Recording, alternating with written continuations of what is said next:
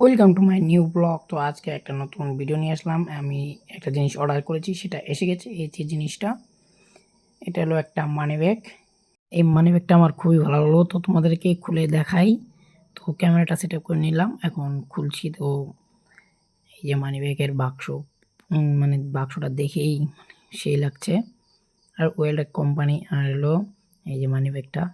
তো চলো তোমাদেরকে ভিতরে দেখাই যে কীরকম সিস্টেম, মানে ভিতরে কীরকম করে আছে। আর হলো কি বলবো, আর একদম স্মুথ হাতে।